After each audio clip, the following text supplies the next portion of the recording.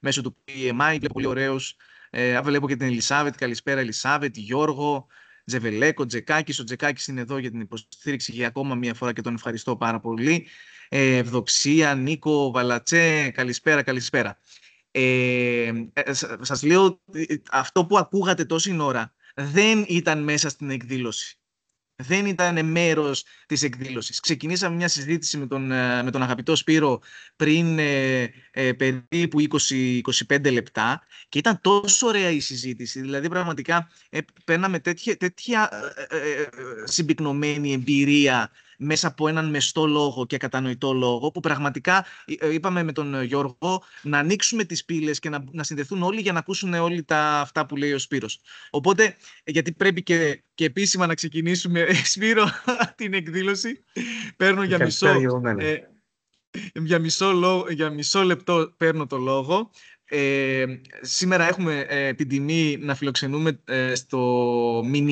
στη μηνιαία εκδήλωσή μας τον Σπύρο Καραδήμα. Ο Σπύρος έχει 25 χρόνια εμπειρίας στη διαχείριση τεχνικών έργων, εντυπωσιακή πορεία και στην κατασκευή και στην ανάπτυξη επιχειρηματικών ακινήτων και στην Ελλάδα και στο εξωτερικό. Έχει διετελέσει σε ηγετικές θέσεις και νομίζω αυτά που συζητήσαμε ήταν από την εμπειρία του πάνω σε αυτό, σε θέσεις όπως Director of Development στην McDonald's και Executive Director στην McDonald's σε ευρωπαϊκό επίπεδο και σε πάρα πολλά άλλα μεγάλα, τεράστια έργα μεγάλης κλίμακας στην Ελλάδα, στη Μάλτα, στην Κύπρο, στα Ηνωμένα Αραβικά Εμιράτα. Είναι μέλος του PMI. Σπύρο, οπουδήποτε έχω πει κάτι που αποκλίνει, εννοείται να με διορθώσεις μετά. Και είναι μέλος του PMI και είναι στην φάση προετοιμασίας. Την επόμενη εβδομάδα υποσχέθηκε ότι θα δίνει και το PMP. Καλή απόλαυση εύχομαι σε όλους. Σας ευχαριστούμε πάρα πολύ για την υποστήριξη στη μηνιαία μας εκδήλωση και καλή απόλαυση. Σπύρο, ο λόγος σε σένα. Καλησπέρα και από μένα. Θα ήθελα να ευχαριστήσω τον Γιώργο και την ομάδα του που μου δώσανε τη χαρά και την τιμή να μοιραστώ μαζί σας τις εμπειρίες μου πάνω στη διαχείριση μεγάλης κλίμακας project σε επίπεδο πολυεθνικών. Σίγουρα θα αναπτύξουμε τις δυσκολίες, τις προκλήσεις, αλλά το σημαντικότερο είναι και την αποτελεσματική διαχείριση όλων των παραπάνω. Θα κάνουμε για μικρή εισαγωγή also στο πώς θα κάνουμε economy of scale και πώς θα μπορέσουμε να μειώσουμε το κόστος σε ένα έργο ή σε μια κλίμακα έργων. Θα ξεκινήσω λοιπόν την παρουσίασή μου τώρα, ανεβάζοντας το SharePoint και αργότερα θα έχουμε... Λοιπόν, οι πολλές δυσκολίες που αντιμετώπισα πρώτα απ' όλα ήταν η ιστορική δομή και η αντίσταση στην αλλαγή. Όταν λέω ιστορική δομή εννοούμε ότι οι πολυεθνικές εταιρείες βασίζονται κατά κράτος στην απόλυτη ιεραρχία. Αυτό εμποδίζει πολλές φορές και δεν βοηθά την επιτυχή ολοκλήρωση ενός project.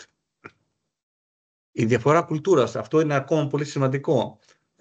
Από χώρα σε χώρα υπάρχει διαφορετική αντίληψη έκφρασης, κατανόησης και όλα αυτά που αφορούν την κουλτούρα, που για μένα όταν το προαντίκρισα ήταν ένα σοκ. Οι περιβαλλοντικές συνθήκες. Εδώ θα ήθελα να κάνω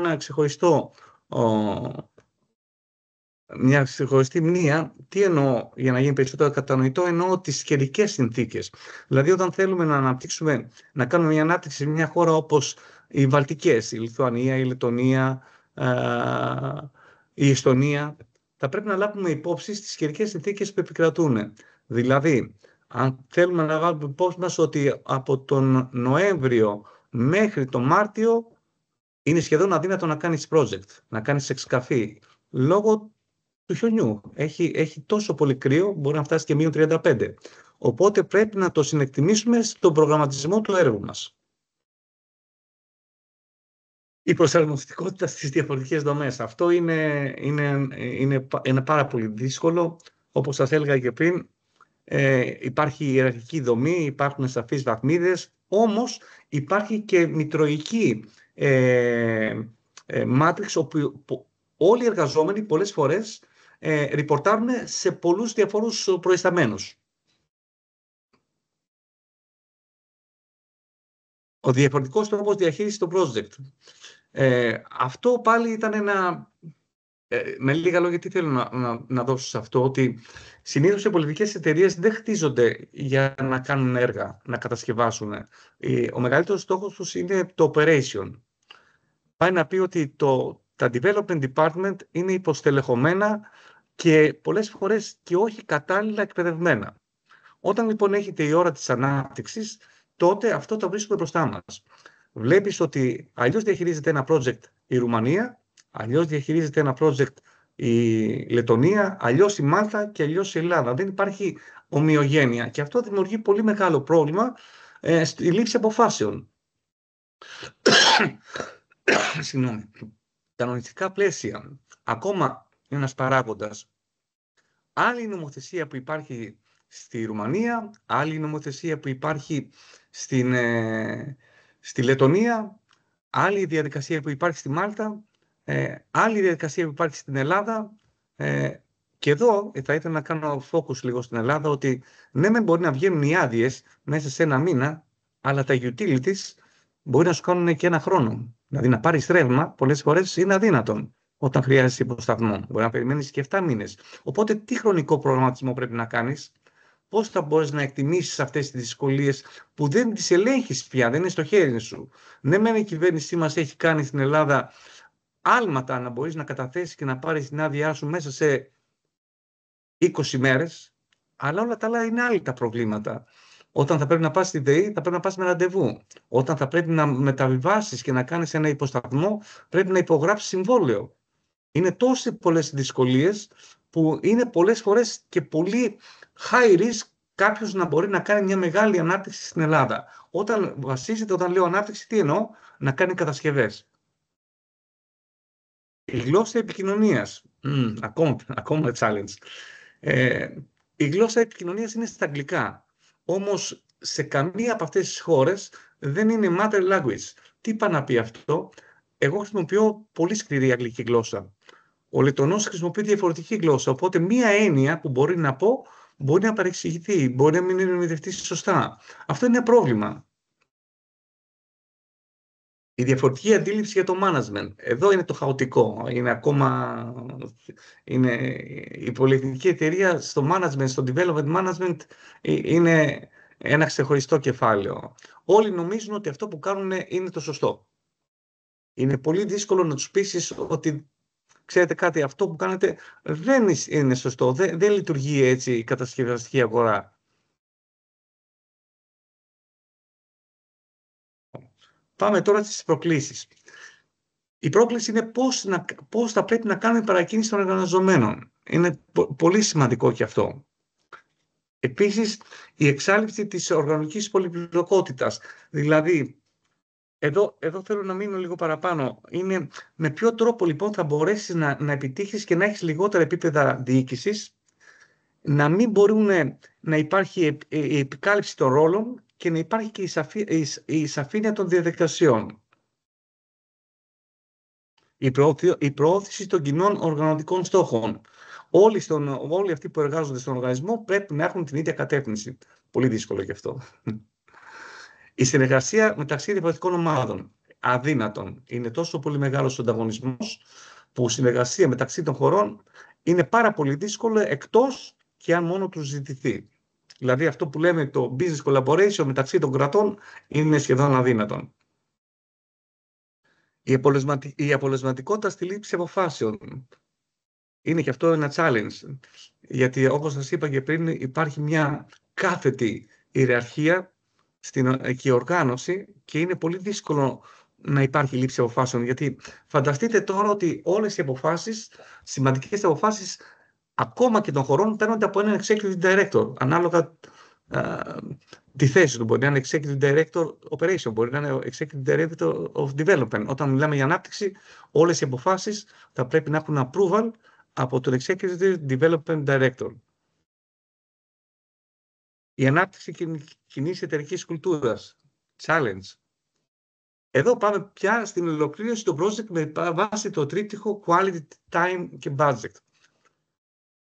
Όπως πριν σας έδωσα ένα παράδειγμα με την Ελλάδα, που ο χρόνος δεν μπορείς να τον καθορίσεις. Είναι τόσοι αστάθμητοι παράγοντες που ναι μεν λες ότι ο εργολάβος θα τελειώσει σε 2 μήνες ή 3 μήνες το έργο του. Η άδεια θα βγει σε 1 μήνα. Η σύνδεση πότε θα γίνει? Κανείς δεν μπορεί να ξέρει.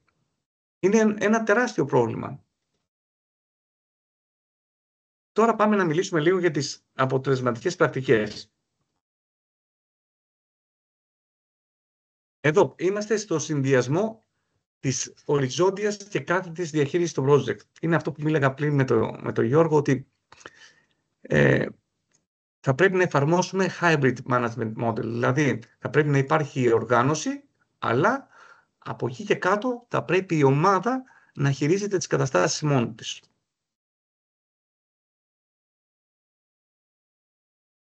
Η εκπαίδευση. Εδώ είναι ίσως το πιο σημαντικό. Να μπορείς να εκπαιδεύσεις διάφορα department από διάφορες χώρες και να τους εκπαιδεύσεις πάνω στο construction, πάνω στο management, πάνω σε PMP διαδικασίες. Είναι δύσκολο, αλλά όμως είναι εφικτό. Δηλαδή, από την προσωπική μου εμπειρία, σε καμία χώρα που πήγα και επισκέφτηκα, κανείς δεν ήθελε να χειρίζεται MS Project. Κανένας. Οπότε έπρεπε όλοι αυτοί να εκπαιδευτούν πάνω στο MS Project για να μπορέσουν να κάνουν σωστά χρονοδιαγράμματα, τα οποία αργότερα θα σας αναλύσω πόσο σημαντικά είναι για ένα έργο.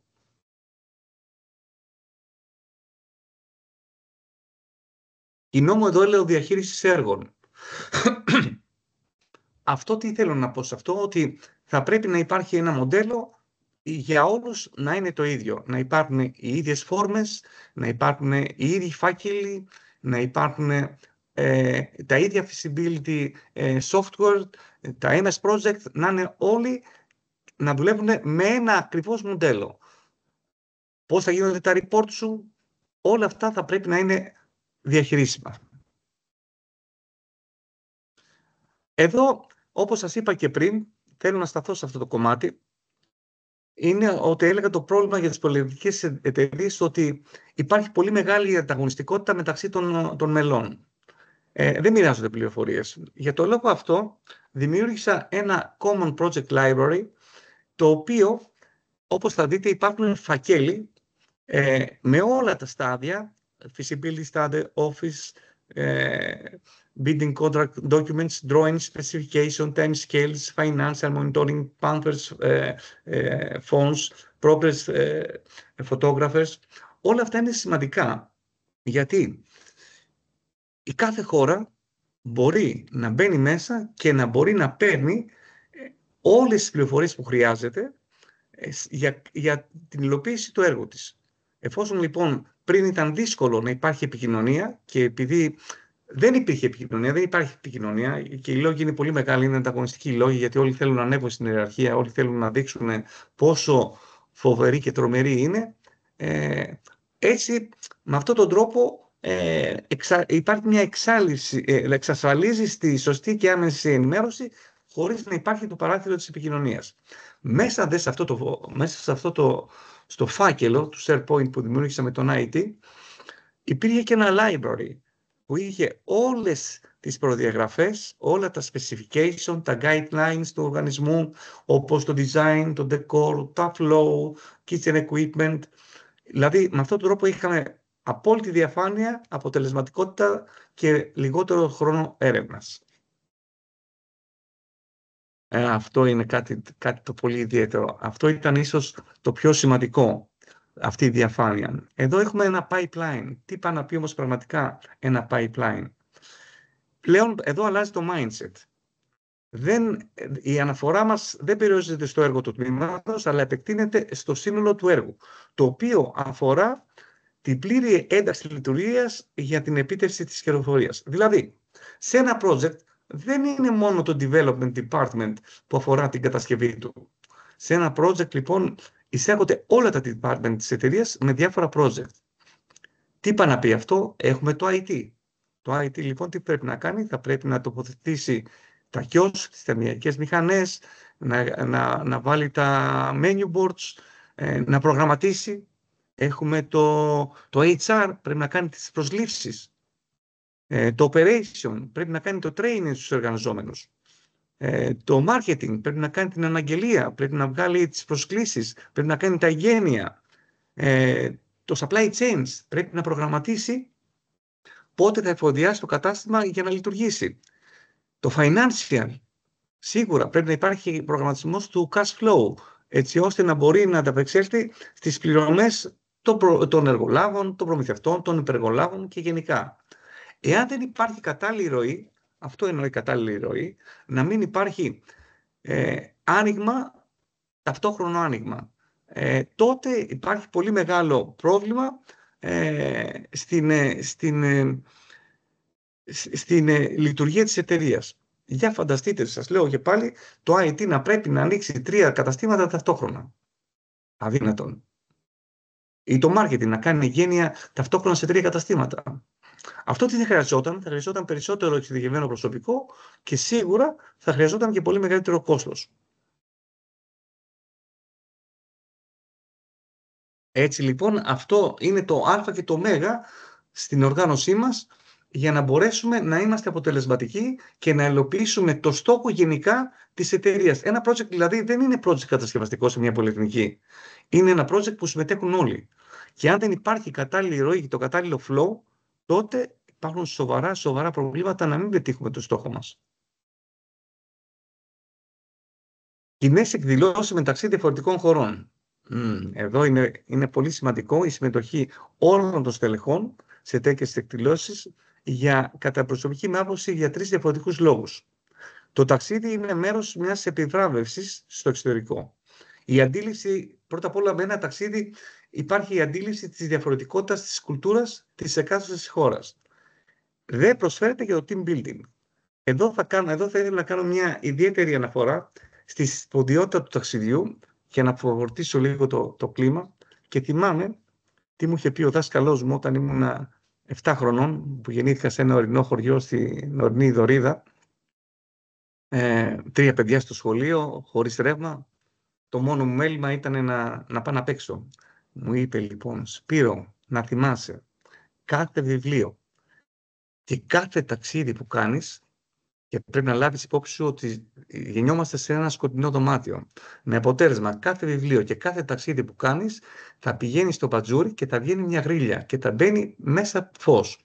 Όσα περισσότερα ταξίδια κάνεις και όσα περισσότερα βιβλία διαβάσεις, το φως θα διαχέεται μέσα στο δωμάτιο και θα φωτίζεται. Ένας πάρα πολύ ωραίος λόγος. Και εδώ θα ήθελα να πω ποια ήταν η διαφορά του βιβλίου με το ταξίδι. Φυσικά, κατά τη δικιά μου άποψη. Το ταξίδι, τα συναισθήματα που αναπτύσσονται είναι μέσα από τη φαντασία. Το βιβλίο, όταν διαβάζω ένα βιβλίο, τα συναισθήματα που αναπτύσσονται είναι μέσα από τη φαντασία. Ενώ στο ταξίδι, τα συναισθήματα που αναπτύσσονται έρχονται μέσα από τις αισθήσεις.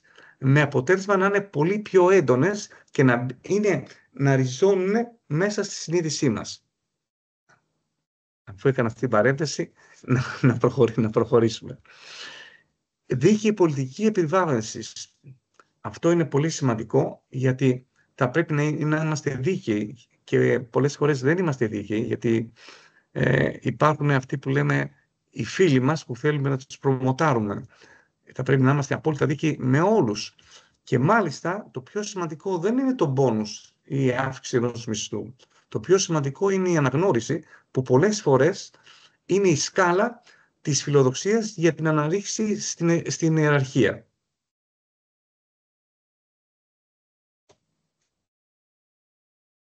Εδώ μπαίνουμε λοιπόν στο Optimization Cost Practice. Σίγουρα εκτεταμένη έρευνα αγοράς. Είναι πολύ σημαντικό να έχουμε κάνει Market Survey, Project Sustainability και Verification Materials. Θα αναφέρω περισσότερο πιο κάτω, απλώς κάνω μια περιγραφή. Χρονική βελτιστοποίηση και τυποποίηση κατασκευαστικών μεθόδων, standardization, πάρα πολύ σημαντικός παράγοντας. Οικονομίες κλίμακος και lesson learned. Και πάμε σιγά σιγά να μπορέσουμε να κάνουμε μια ανάπτυξη σε αυτό. Εγχώροι προμηθευτές. Τι εννοούμε εδώ? Εννοούμε ότι τα υλικά της τοπικής παραγωγής χρησιμοποιούνται ευρέως. ο χρόνος παράδοσης ελαχιστοποιείται.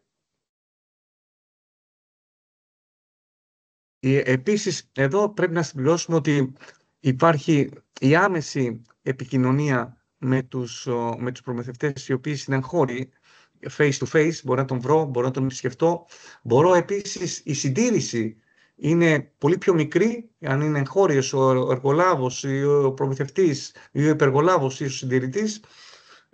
Και όπως και όταν θέλω να αλλάξω κάτι, έχει χαλάσει και να το αλλάξω, ο χρόνος ανταπόκρισης είναι πολύ πιο μικρός. Στις ευρωπαϊκές αγορές, λοιπόν, εδώ έχουμε ωφέλη από ένα πολύ μεγάλο καλάθι ευκαιριών. Στις παγκόσμιες αγορές, η επίτευξη της καλύτερης τιμής αγοράς για προϊόντα και για τις υπηρεσίες. Αυτό είναι πασιφανές. Εδώ θα ήθελα να σταθώ λίγο, είναι στο construction methods. Τι εννοώ? Είναι ένα σημαντικό πράγμα να καταλάβουμε ότι όταν μπορούμε να έχουμε κάτι τυποποιημένο και να γίνεται γρήγορα, έχουμε ωφέλη.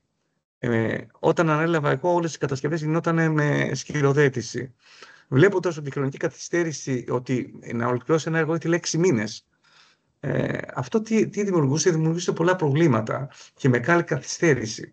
Με αυτόν τον τρόπο, λοιπόν, με μια σύντομη κατασκευή, δηλαδή σκυροδέτηση, θεμελίωση και η πλάκα δαπέδου μπετό και η ανοδομή να ήταν με μεταλλικό φορέα ή όπως στις χώρες βαλτικές που προσφέρεται για κατασκευή prefabrication, αλλά οι κολόνες, οι οροφές και οι δοκοί είναι και αυτοί από οπλισμένο σκυρόδεμα, αλλά είναι prefabrication. Έρχονται κατευθείαν. Πολλές φορές, μάλιστα, τώρα πια έχουν βγάλει και τη θεμελίωση prefabrication. Αυτό λύνει το πρόβλημα των θερμοκρασιών, του κακού καιρού και είναι και πιο οικονομικά. Το κόστος, βέβαια, του maintenance cost είναι μειωμένο με την πάροδο του χρόνου.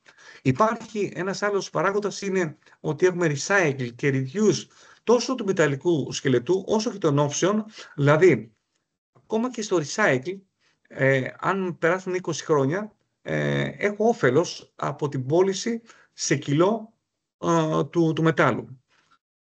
Όμως, το reused ποιο είναι? Ότι το όφελος μου είναι ότι μπορώ να πάρω αυτό το κτίριο έτσι όπως είναι, το σκελετό του, τις επικαλύψεις του, τα φασάντ όπως τα κουφώματά του και να το τοποθετήσω κάπου αλλού έτσι όπως είναι μετά από 20 χρόνια. Αυτό σε μια πρόχειρη μελέτη που είχα κάνει είχε περίπου γύρω στις 500.000 ευρώ κέρδος. Το πιο σημαντικό βέβαια απ' όλα είναι να μπορέσουμε να κάνουμε να τυποποιήσουμε τις κατασκευές μας. Τι εννοώ να τυποποιήσουμε τις κατασκευές μας? Δηλαδή, όλα τα project, ανάλογα τη χώρα βέβαια και τις ανάγκες τους, να είναι τα ίδια. Δηλαδή, θα πρέπει να είναι 380 τετραγωνικά, να έχουν το ίδιο layout,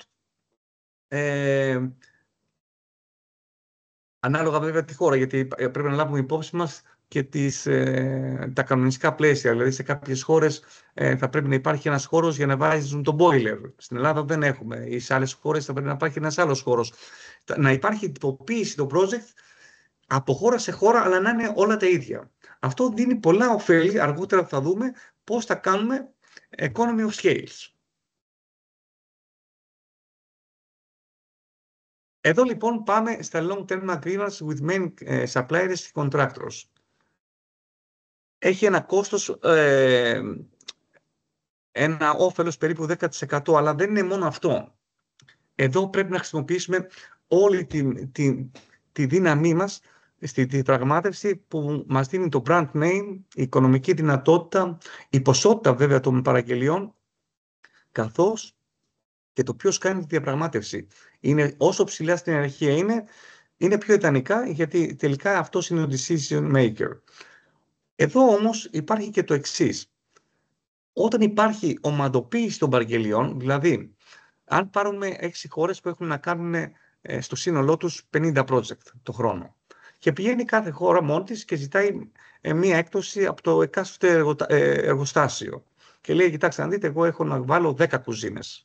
Η κάθε κουζίνα κάνει πάνω σχάρι 350.000 ευρώ. Έχουμε ένα κόστος 3.500 ευρώ. Τι έκπτωση μπορείτε να μου κάνετε? Θα τους πούνε, εγώ μπορώ να σου κάνω ένα έκπτωση 6%. Όταν όμως πας και του πεις και πεις στα εργοστάσια τα οικονομικά, εγώ θέλω φέτος να βάλω 60 κουζίνες. Ποιο είναι το όφελός μου? Τότε το ποσοστό της έκπτωσης είναι πάρα πολύ μεγάλο, μπορεί να φτάσει και το 20-25%. Το ίδιο ισχύει βέβαια και σε άλλες κατηγορίες. Το ίδιο ισχύει και στο decor. Το ίδιο πράγμα. Αλλά εκεί τι πρέπει να κάνεις? Θα πρέπει να πεις ότι εγώ για φέτος σε όλα μου τα έργα θα χρησιμοποιήσω από τα 7 decor που έχουμε, θα χρησιμοποιήσω το συγκεκριμένο decor. Αυτό σου δίνει τη δυνατότητα να πάρεις και μεγαλύτερη έκπτωση, αλλά δίνεις δυνατότητα και στον προμηθευτή σου, στον ελεύθερο χρόνο του, να προκατασκευάζει το decor για εσένα. Αυτό που είπαμε πριν, θα μπορούμε να το κάνουμε επίσης και με τους designers. Για φανταστείτε να έχω τη μελέτη εφαρμογής για ένα project, το οποίο θα πρέπει να το κάνω copy-paste σε άλλα 10 project. Πόση μεγάλη έκπτωση μπορεί να πάρω? Και όταν λέω 10 project, εννοώ μόνο τα κτίρια. Δεν μιλάω για τα landscape, που πολλές φορές διαφέρει από έργο σε έργο. Αλλά το βασικό κόστος του σχεδιασμού το εξαλείφω. Και πάμε τώρα και στο Just-in-Time Inventory Managers. Τι εννοώ εδώ? Εννοώ, πριν θυμάστε ότι η μεγάλη εκπαίδευση πάνω στα χρονοδιάγραμματα είναι πολύ ουσιαστική, γιατί μας δίνει τη δυνατότητα να ξέρω πότε ακριβώς πρέπει να κάνω το delivery των υλικών μου από το κάθε supplier. Ένα παράδειγμα, πρέπει να βάλω το decor. Πότε θα είναι έτοιμο το μεταλλικό κτίριο, πότε θα έχει κλείσει το folder, πότε θα έχουν μπει τα πλακάκια, πότε θα έχει μπει η ψευδροφή μου. Αυτό είναι δύο φορτηγά, δύο τεράστιες τελίκες. Αν δεν τα έχω στο χρόνο μου, δηλαδή τα θέλω αύριο, τι πρόβλημα υπάρχει? Θα πρέπει λοιπόν να το πάω σε μία αποθήκη, να τα ξεφορτώσω, να τα ξαναφορτώσω σε άλλα φορτηγά και να τα φέρω πάλι στο χώρο μου. Αυτό τι πρόβλημα δημιουργεί? Δημιουργεί μεγαλύτερο κόστος στις μεταφοράς και έχει και ένα πολύ μεγάλο, και της αποθήκευσης φυσικά, και έχει και ένα πολύ μεγάλο κόστος, ρίσκο θα το έλεγα, όχι κόστος, το οποίο αφορά ότι όταν ξεφορτώνω κάτι και το ξαναφορτώνω, το ξαναφορτώνω, τότε υπάρχει μεγάλος κίνδυνος κάποια ζημιά να γίνει, με αποτέλεσμα να πρέπει να το ξαναπαραγγείλω και να μου ξανάρθουν στον χρόνο τους, πράγμα πολύ δύσκολο. Οπότε το χρονοδιάγραμμα που έλεγα πριν είναι πάρα πολύ βασικό και θα πρέπει να χειρίζεται από πολύ εμπειρούς ανθρώπους, με συνεργασία βέβαια και όλων των εμπλεκομένων, των υπεργολάβων, των προμηθευτών, έτσι ώστε να υπάρχει το just-in-time inventory που στο τέλος μας γλιτώνει χρήματα.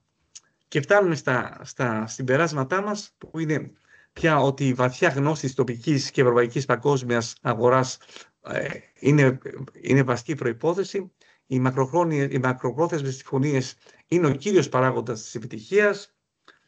Η προκατασκευή, όταν την επαχρησιμοποιούμε σε μελλοντικά έργα, πολλές φορές τονίζουν το φιλικό περιβάλλον και το χαρακτήρα της εταιρείας, ένα ακόμα benefit για την εταιρεία.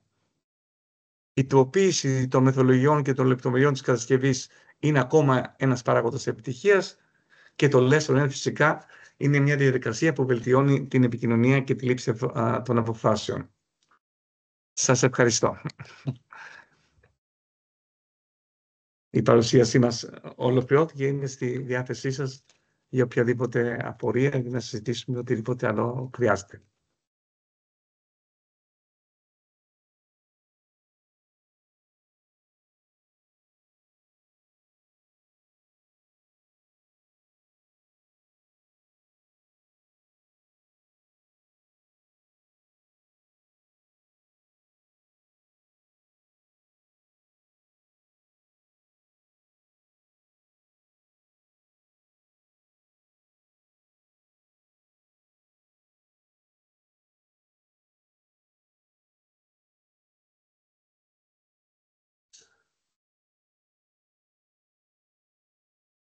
Καλησπέρα. Καλησπέρα σας. Μπορούν να γράψουν το κοινό τις ερωτήσεις στο chat. Ναι, μισό λεπτάκι να μπορέσω να τις διαβάζω μόνο. Ναι, φυσικά Ναι. και μπορούν. Μάλιστα μπορούν να μου τις λένε κιόλας και προφορικά. Θα είναι καλύτερα να... Ωραία, άμα θέλει τότε κάποιος μπορεί να σηκώνει το χέρι του και να δίνω εγώ το μικρόφωνο. Ναι, είναι καλύτερα. Νομίζω η επικοινωνία προφορικά είναι ακόμα καλύτερα και πιο κατανοητή.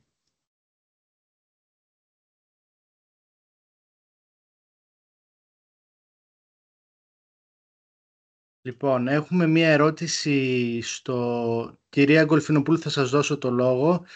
Έχουμε μία ερώτηση στο Q&A. Μπορείτε να μας αναφέρετε συγκεκριμένα παραδείγματα construction projects?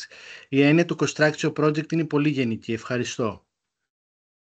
Construction project εννοώ για τις πολυεθνικές, εννοείται τι ακριβώς construction project είναι να πάρω να έχω κάνει ένα real estate, να έχω ένα οικόπεδο και να μπορώ να δημιουργήσω ένα κατάστημα. Αυτό το construction project, αυτό το αναλαμβάνει το construction development, το construction department. Το construction λοιπόν είναι υπεύθυνο να πάρει τα σχέδια, να υλοποιήσει τις μελέτες, να το αναθέσει σε έναν εργολάβο, να κατασκευάσει το έργο και με τη συμμετοχή όλων των υπόλοιπων μελών, όπως των suppliers των προμηθευτών, να μπορέσει να υλοποιήσει ένα κατάστημα ή ένα έργο. Δεν ξέρω να σας κάλυψα. Ο κύριος Κιάδας, άμα έχει κάποια περαιτέρω ερώτηση ή διευκρίνηση, μπορεί να γράψει.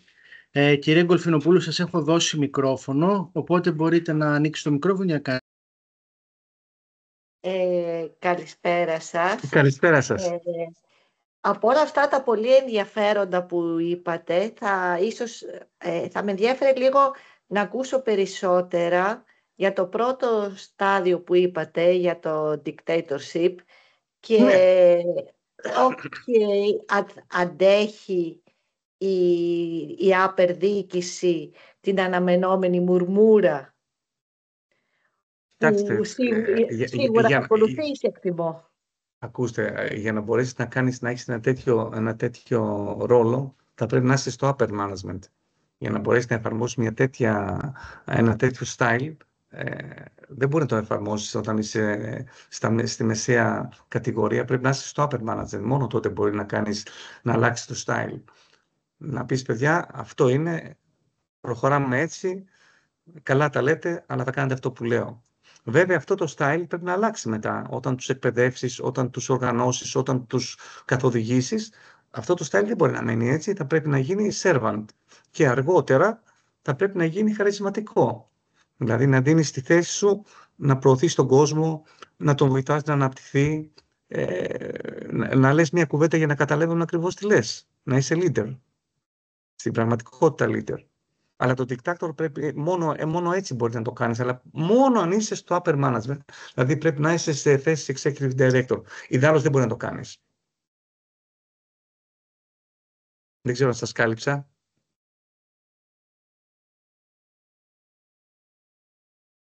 Έχουμε δώσει και μικρόφωνο στον κύριο Βαλατσόρο για την ερώτησή του. Μάλιστα.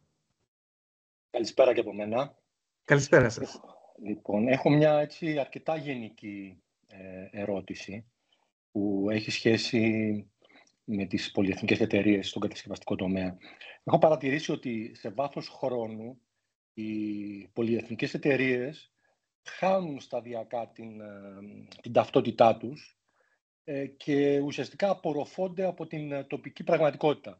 Δηλαδή, ενώ στην αρχή έχουν επιλεγεί για να κάνουν τη διαφορά και να φέρουν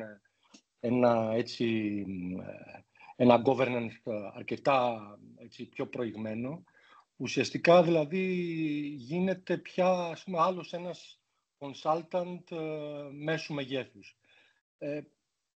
Αυτό είναι έτσι μια πολύ μεγάλη πρόκληση για τη διατήρηση συνέπειας σε πολυεθνικά έργα με ένα κοινό brand. Πώς μπορεί να αποφευθεί αυτό? Τι λέτε γι' αυτό? Είναι μια πρόκληση αυτό, γιατί δυστυχώς αυτές οι εταιρείες λειτουργούν σαν operation, δεν δουλεύουν σαν construction, δηλαδή τους ενδιαφέρει περισσότερο το κέρδος, η λειτουργία, πόσα περισσότερα χρήματα θα βγάλουμε. Το construction έχει μια άλλη φιλοσοφία. Τι εννοώ? Αν έρθει τώρα μια πολιτική εταιρεία εδώ στην Ελλάδα, αυτό που θα κάνει, το πρώτο θα κάνει είναι να αναθέσει όλα τα υποέργα σε Έλληνες εργολάβους. Πάει να πει ότι αλλάζει πολύ το mindset. Και πώς θα το ελέγξει αυτό? Όταν ένας Γάλλος θα έρθει να είναι consultants σε έναν Έλληνα, που έχει μεγαλύτερη δύναμη από αυτόν, γιατί ο ένας έχει κατασκευαστική εταιρεία, ο άλλος είναι consultants, είναι πολύ δύσκολο είναι πάρα πολύ δύσκολο. Δηλαδή, θα πρέπει τη διαχείριση της πολυεθνικής στη χώρα να είναι κάποιος που να ξέρει πώς θα πρέπει να λειτουργήσει. Θα ξέρει πότε θα πρέπει, πού είναι τα deadline, πού είναι οι κόκκινες γραμμές, τι θα πρέπει να περάσεις, τι θα πρέπει να μην περάσεις. Είναι ένα σημαντικό πρόβλημα να μην αλλάξει ταυτότητα η εταιρεία και έχει μόνο σαν σκέπτης ότι πήραμε το έργο, το μοιράζουμε σε Έλληνες υπεργολάβους και στο τέλος έχουμε το όφελός μας δικό μας και κάνουμε ένα consulting γενικό. Δεν πετυχαίνει αυτό το μοντέλο, είναι πολύ δύσκολο να πετύχει. Βλέπεις πάνω χάρη εταιρείες οι οποίες τα χρονοδιαγράμματα έρχονται από ξένες χώρες. Δεν κουβεντιάζονται καν με τους local εδώ να συμφωνήσουν, να πούν τις απορίες τους, να πούν τις ανησυχίες τους. Πάρ' το, take it, leave it. Πράγμα που δεν είναι ανέφικτο, που να ξέρεις την ελληνική αγορά. Είναι δύσκολο αυτό. Είναι challenge, θέλει πολύ μεγάλο προγραμματισμό. Γίνεται όμως, δεν είναι κάτι που δεν γίνεται. Πρέπει να ακολουθήσει τη φιλοσοφία της χώρας, δηλαδή την κουλτούρα της χώρας. Είναι πολύ δύσκολο να αλλάξει την κουλτούρα της χώρας. Δηλαδή αυτό που έλεγα και πριν είναι ότι τα processes είναι σημαντικά. Όμως θα πρέπει να αλλάξουμε, όπως σας είπα, η κάθε διοίκηση θα πρέπει να γίνει και hybrid, πρέπει να γίνει και οριζόντια. Δηλαδή οι αποφάσεις να παίρνονται μέσα στο έργο. Να μην περιμένω να γίνει κάτι αλλαγή. Υπήρχε ένα φαινόμενο ότι για να αλλάξεις 5 cm υψόμετρο έπρεπε να περιμένεις 6 μήνες. Το έχω συναντήσει.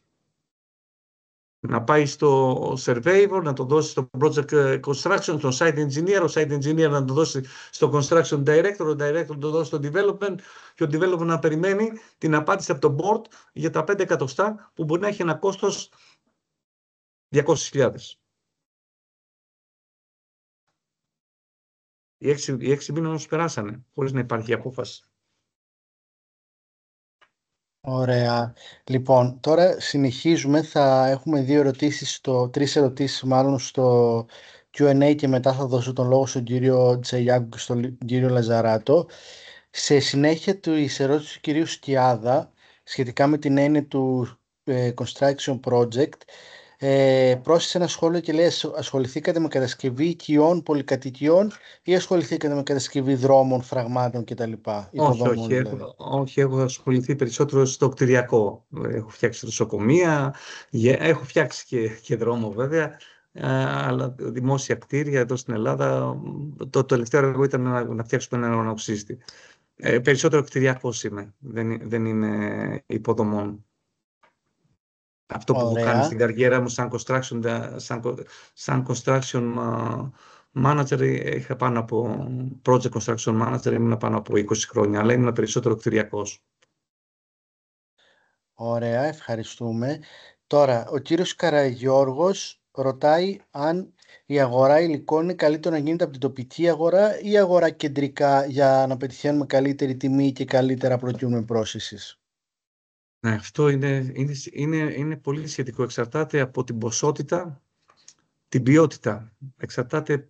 Σίγουρα όταν υπάρχει η τοπική αγορά είναι καλύτερη, γιατί ο χρόνος είναι μικρότερος, η ανταπόκριση είναι μεγαλύτερη και υπάρχει face to face, μπορεί να πάει να δεις πραγματικά, να το δεις. Όμως και η μεγάλη αγορά, όπως είναι η ευρωπαϊκή αγορά, έχει τα καλά της. Εκεί υπάρχει το πρόβλημα εκεί είναι περισσότερο ότι πολλές φορές είναι το μεταφορικό. Αυτό είναι το βασικό το πρόβλημα, ένα από τα βασικά προβλήματα, γιατί μπορεί να υπάρχει μια ενεργειακή κρίση και τα μεταφορικά να διπλασιαστούν ή να τριπλασιαστούν. Δεν είναι τόσο πολύ η αγορά του υλικού, όσο το μεταφορικό κόστος που είναι απρόσμενο. Είναι ανάλογα το περιβάλλον και ανάλογα οι κρίσεις που υπάρχουν, οι ενεργειακές κρίσεις που υπάρχουν γενικά στην Ευρώπη αυτή τη στιγμή. Κατ' εμέ, αν τα υλικά υπάρχουν στην εγχώρια, σίγουρα θα τα έπαιρνα από την εγχώρια αγορά. Τέλεια. Η κυρία Ζιάκου Μαρία ρωτάει: καλησπέρα σας, είμαι πολιτικός μηχανικός που σε λίγους μήνες κλείνουν 5 ετία από την αποφοίτησή μου. Δεν έχω κάποια σχετική εμπειρία με construction project management, ωστόσο στοχεύω να εργαστώ σε κάποια από τις μεγάλες κατασκευαστικές και θα ήθελα πολύ να αποκτήσω εμπειρία σε αυτό καθώς και στο πεδίο. Θα είχατε κάτι να με συμβουλεύσετε αναφορικά με τα πρώτα μου βήματα σε αυτό? Ευχαριστώ. Ναι, βέβαια. Εγώ θα συμφωνήσω απόλυτα, γιατί όπως έλεγε και ο φίλος μου ο Στέργιος ο Κόκορης, που με βοήθησε πάρα πολύ σε όλη αυτή τη διαδικασία του management, με οδηγίες συμπολεμιστής παλιός. Για να γίνεις project manager, πρέπει να περάσεις όλα τα στάδια. Δηλαδή πρέπει να ξεκινήσεις, βασικά είναι δικιά μου άποψη, πρέπει να ξεκινήσεις από το assistant site engineer, assistant construction manager, project construction manager, assistant project manager και μετά project manager. Γιατί αν δεν κάνεις όλα αυτά τα βήματα, στο τέλος της ημέρας δεν μπορείς να κάνεις evaluation της κατάλληλης απόφασης. Δεν μπορείς να κάνεις, έχεις πρόβλημα στις διαπραγματεύσεις, γιατί αν είσαι expertise και είσαι project manager, οι διαπραγματεύσεις σου είναι σε άλλο επίπεδο. Και εδώ που ήθελα λίγο να ξεκαθαρίσω λίγο αυτό που λέγαμε και πριν, δεν ξέρω αν το ακούσαν οι φίλοι μας, είναι ότι θα πρέπει να ξεφύγουμε λίγο από ο project manager στην ουσία δεν είναι μόνο τα processes. Ο project manager πρέπει να έχει όραμα. Θα πρέπει να βλέπει μπροστά, να πρέπει να αρπάζει τις ευκαιρίες, θα πρέπει να είναι ευέλικτος. Οι διαδικασίες είναι για την ομάδα του project management. Τι ήθελα να πω σε αυτό? Ήθελα να σας δώσω και ένα παράδειγμα, προσωπικό παράδειγμα. Το 2021 ξεκίνησε η κρίση μεταξύ Ρωσίας και Ουκρανίας. Ήταν, θυμάμαι, Ιανουάριος.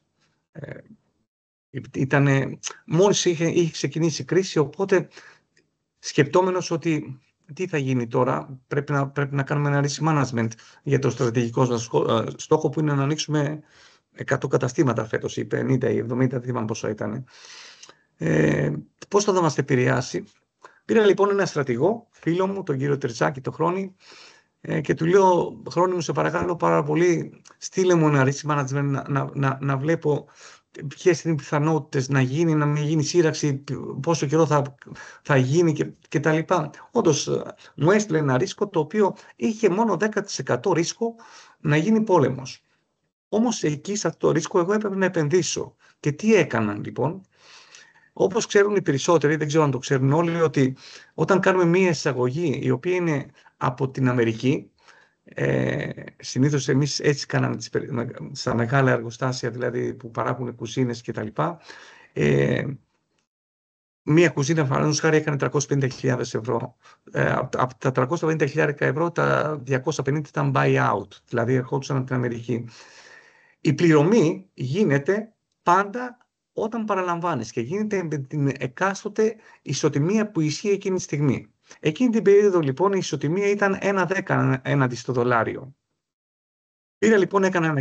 Έκανα λοιπόν ένα case study και πήγα στον board και λέω, κύριοι, πρέπει να δώσουμε 10 εκατομμύρια να πάρουμε 40 κουζίνες, γιατί αυτό αργότερα με την κρίση, αν γίνει η κρίση, θα έχουμε ένα τεράστιο όφελος, γιατί είναι σίγουρα ότι το δολάριο θα ανέβει σε σχέση με το ευρώ. Και πραγματικά μετά από 6 μήνες πόλεμο η ισοτιμία έγινε 0,90, δηλαδή 0,20. Φανταστείτε τώρα στα 10 εκατομμύρια παραγγελία ή στα 8 εκατομμύρια παραγγελία, αν θυμάμαι καλά, με όλες τις κουζίνες, το όφελος ήταν περίπου 1.600 ή 1.700.000 ευρώ. Εκεί θέλω να κάνω focus, δηλαδή ο project manager, οπότε η εταιρεία γλίτωσε ή κέρδισε 1.700 με μία μόνο κίνηση. Δηλαδή θα πρέπει να είμαστε έτοιμοι σαν project manager να αρπάζουμε την ευκαιρία και να μπορούμε το ρίσκο, το αρνητικό ρίσκο να το κάνουμε θετικό. Αυτό ήθελα να πω. Ελπίζω να σας κάλυψε σε αυτό το προβληματισμό σας. Και εγώ έτσι πιστεύω. Τώρα θα δώσω τον λόγο στον κύριο Τσελιάγκο, ο οποίος έχει σηκώσει το χέρι του.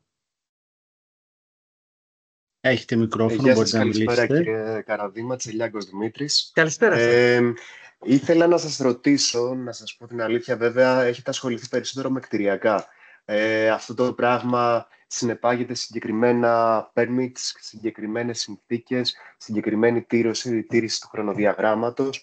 Αυτό που ήθελα, εγώ έχω περισσότερο ασχοληθεί με έργα υποδομής, οπότε το οποίο έχει πολλές περιοχές τις οποίες πρέπει να υπάρχει, πώς τη λένε, να υπάρχει έδαφος για να μπορέσει να συνεχίσει το έργο. Αυτό συνεπάγεται πάρα πολλές άδειες, πάρα πολλοί stakeholders, πάρα πολλά προβλήματα τα οποία μπορούν να υπάρχουν. Αυτό που περισσότερο αναρωτιόμουν είναι συγκριτικά με την Ελλάδα. Στο εξωτερικό, η τήρηση του χρονοδιαγράμματος, των επιμέρους χρόνων, των διαφόρων milestones και η επίβλεψη του χρονοδιαγράμματος και οι διάφορες αλλαγές οι οποίες γίνονται είναι ίδιες, δηλαδή τηρείται την ίδια διαδικασία στην Ελλάδα συγκριτικά με το εξωτερικό? Δεν έχει καμία σχέση, παιδιά. Είναι τελείως διαφορετικά. Αυτό ήθελα να ρωτήσω από εσάς. Εκεί τα χρονοδιαγράμματα είτε είναι θέμα υποδομών, είτε είναι κτηριακό. Τα χρονοδιαγράμματα είναι σαν Ευαγγέλιο. Όταν μιλάμε, γιατί όταν ένα χρονοδιάγραμμα φύγει, οι επιπτώσεις του δεν είναι μόνο οικονομικές. Είναι και brand, είναι και της φήμησης, είναι και πολιτικές πολλές φορές. Οπότε εκεί τα κράτη βοηθάνε να κάνουν την ανάπτυξη. Να σας δώσω ένα παράδειγμα. Θυμάμαι το 2018 επισκέφθηκα τη Λετωνία. Ένας χώρος ήταν να κάνουμε ένα DC, ένα κέντρο διανομής σε μια περιοχή 10.000 τετραγωνικά. Η πρώτη ερώτηση που ρώτησα, λέω, παιδιά, εδώ σε αυτόν τον δρόμο, εδώ, πώς θα έρθει το νερό, πώς θα έρθει το ρεύμα? Μου λέει, κύριε Καραδίμα, μου λέει, εδώ όλα τα οικόπεδα απ' έξω έχουν νερό, ρεύμα και αέριο. Σοκαριστικό, Δηλαδή, εκεί το κράτος, οι υποδομές γίνονται πριν την ανάπτυξη. Αυτό είναι ένας βασικός παράγοντας που υπάρχει στο development. Στο development, στον ιδιωτικό τομέα, για να γίνει ανάπτυξη πρέπει να υπάρχουν υποδομές. Αν δεν υπάρχουν υποδομές, δεν μπορεί να γίνει ανάπτυξη. Τι ζητάει ένας άνθρωπος για να κάνει μια ανάπτυξη, μια εταιρεία να κάνει μια ανάπτυξη? Δύο βασικούς παράγοντες ζητάει. Feasibility, accessibility. Και αυτό ισχύει σε όλες τις χώρες. Στην Ελλάδα αυτό είναι πολύ δύσκολο. Δηλαδή, όταν θες να κάνεις μια επένδυση σε αγροτουρισμό, που υπάρχει το πρόσφερο έδαφος να κάνεις, να πας στο Πήλιο, να πας σε ορεινά μέρη και να κάνεις μια επένδυση. Όταν θα έρθει ένας ξένος, θα ρωτήσει δύο πράγματα. Πόσο μακριά είναι το νοσοκομείο, πόσο μακριά είναι το αεροδρόμιο. Τι μπορεί να το απαντήσεις? Δεν έχεις απάντηση. Ελπίζω να σας κάλυψα λίγο. Σας ευχαριστώ πολύ. Παρακαλώ. Τώρα ο κύριος Λαζαράτος έχει κατεβάσει το χέρι του. Εγώ παρόλα αυτά θα του δώσω μικρόφωνο αν θέλει να θέσει την ερώτησή του. Μέχρι τότε θα πάμε στο chat που έχουμε κάποιες ερωτήσεις. Ο κύριος Πιπίλος ρωτάει, μήπως μπορείτε να μας πείτε μία περίπτωση που το έργο βγήκε εκτός χρονοδιαγράμματος? Ναι, υπάρχουν στην Ελλάδα περιπτώσεις. Μόνο στην Ελλάδα ήταν τα προβλήματά μου. Θυμάμαι ένα έργο, ένα project στην Ελλάδα, μάλιστα στις McDonald's, που έκανε 8 μήνες να πάρει ρεύμα.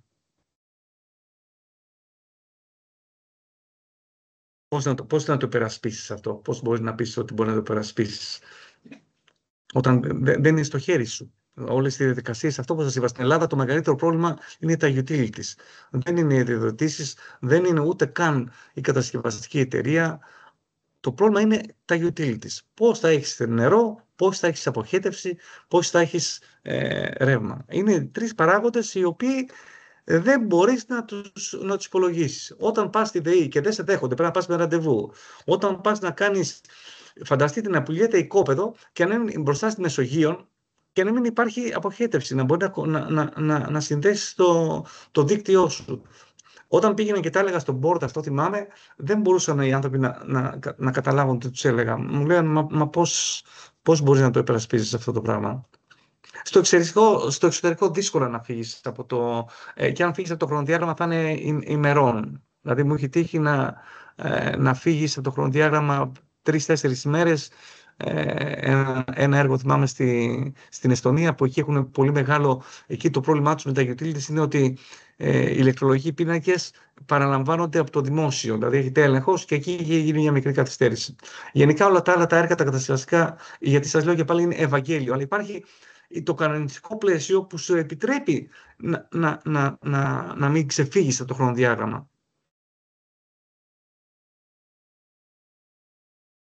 Ωραία. Ευχαριστούμε για την απάντηση. Δίνω τώρα μικρόφωνο στην κυρία Καλαϊτζίδου για να θέσει και αυτή την ερώτησή της.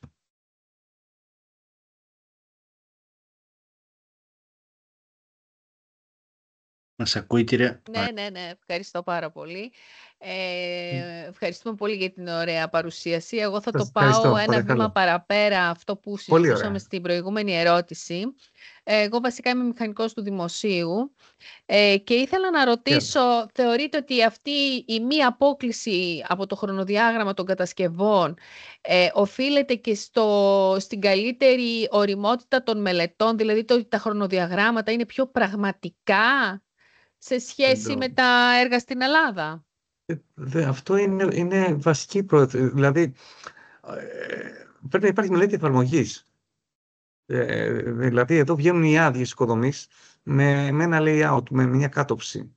Αν δεν υπάρχει μελέτη εφαρμογής που να μπορέσεις να χτίσεις και να κάνεις το χρονοδιάγραμμα πάνω στη μελέτη εφαρμογής, είναι πολύ δύσκολο και δεν υπάρχουν βέβαια change orders, γιατί πολλές φορές είναι ένα σημαντικό παράγοντα στο χρονοδιάγραμμα. Να μην υπάρχουν πολλά change orders. Ναι, νομίζω ότι αν υπάρχει κατάλληλη μελέτη εφαρμογής και δεν υπάρχουν ασάφειες στη μελέτη, σίγουρα το χρονοδιάγραμμα μπορεί να υλοποιηθεί. Αν υπάρχουν ασάφειες, είναι η χαρά του εργολάβου. Εγώ θυμάμαι όταν ήμουν 30 χρονών, σε μια πολύ πολύ μεγάλη κατασκευαστική εταιρεία που κάναμε ολυμπιακά έργα, τα έργα που μου έδωνε ο πρόεδρος της εταιρείας μου έλεγε: Σπύρο, πάρε το project, βγάλει το σκάρτο, να κερδίσω χρήματα και να αυξήσω το χρόνο. Και αυτό που έκανα focus ήταν να δω που ήταν λάθος η μελέτη. Γιατί ήμουν σίγουρος ότι η μελέτη ήταν λάθος. Και πραγματικά ήταν λάθος η μελέτη. Πρέπει να κερδίσατε πολλά. Ναι, κέρδισα πολλά. Όχι εγώ, η εταιρεία. Η εταιρεία, ναι. Ευχαριστώ πολύ. Παρακαλώ. Δεν φαίνεται να υπάρχει κάποια άλλη ερώτηση. Θα κάνω εγώ ένα σχόλιο και μία ερώτηση για να δώσω λίγο χρόνο παραπάνω στο κοινό μας. Είπατε πριν ότι στην Ελλάδα είναι πολύ εύκολο να βγεις εκτός χρονοδιαγράμματος και δύσκολο πολλές φορές να το εξηγήσεις στο board. Πώς μπορεί κάποιος επομένως, project manager ή μηχανικός ενός έργου, να είναι όσο πιο ασφαλής γίνεται ότι το έργο του δεν μπορεί να βγει εκτός χρονοδιαγράμματος? Να έχει μεγάλο buffer στο χρόνο. Να έχει buffer. Δηλαδή θα πρέπει να πάει σε πολύ μεγάλες... δεν πρέπει να πάει ρεαλιστικά. Πρέπει να πάει στη χειρότερη περίπτωση. Κατάλαβα. Δηλαδή, αν ένα project θα πρέπει ρεαλιστικά να τελειώσει σε 3 μήνες, θα πρέπει να το σχεδιάσει να τελειώσει σε 5 μήνες. Όχι σαν project να τελειώσει. Ή μπορεί να πεις ότι το project αρκεί να είσαι σαφής. Ή μπορεί να πεις ότι το project μπορεί να τελειώσει σε 3 μήνες, αλλά τα utilities θέλουν άλλους 4 μήνες να ολοκληρωθούν. Γιατί αυτό είναι πιο καλύτερη πρακτική, γιατί αυτό αποδεσμεύει το κόστος το λειτουργικό ενός έργου. Δηλαδή το έργο μπορεί να τελειώσει, αλλά δεν θα απασχολεί τον κόσμο μέσα. Αλλά το board είναι σημαντικό να ξέρει πότε θα μπορεί να κάνει τη διαχείριση του έργου, πότε να κάνει το operation. Οπότε είναι άλλο πράγμα κατασκεύασα το κτίριο και άλλο πράγμα το δίνω σε λειτουργία. Τέλεια. Επομένως, από τη στιγμή που δεν βλέπω να υπάρχουν και νέες ερωτήσεις, ήδη νομίζω κουβεντιάζουμε σχεδόν μισή ώρα μετά την ωραία διάλεξη που μας δώσατε. Θα ήθελα να σας ευχαριστήσω εκ μέρους όλου του PMI Greece για τον χρόνο σας και για την τιμή που είχαμε σήμερα να σας ακούσουμε και να συζητήσουμε μαζί σας. Και ελπίζουμε να σας ξαναδούμε κάπου σύντομα. Σας ευχαριστώ και με το πολύ καλό για την πρόσκληση. Να είστε καλά. Και είναι δίπλα σας. Και το PMP. Δεν είναι θέμα, έχω κάνει όλες τις διαδικασίες, είναι θέμα χρόνου για να πάω να το δώσω. Δηλαδή φανταστείτε ότι το έχω κάνει εδώ και 4 χρόνια, δεν είναι τωρινό. Αλλά απλώς είναι τόσο πολλές, ο χρόνος μου είναι τόσο πολύ μειωμένος που δεν μου δίνει τη δυνατότητα να πω ότι ξέρεις κάτι, θα πρέπει να πάω να το κάνω. Την εμπειρία και τη γνώση πάντως την έχετε και με το πολύ παραπάνω. Σας ευχαριστώ πολύ. Να είστε καλά. Ωραία, ευχαριστούμε. Καλή συνέχεια. Και είμαι δίπλα σας. Αν κάτι χρειάζεστε, φυσικά πολύ ευχαρίστως να μπορώ να σας βοηθήσω. Είναι μεγάλη μου χαρά. Ευχαριστούμε πολύ. Μας τιμάει πολύ αυτό. Να είστε καλά. Σας ευχαριστώ πολύ. Καλή συνέχεια να έχετε. Γεια σας. Καλό σας βράδυ. Γεια σας.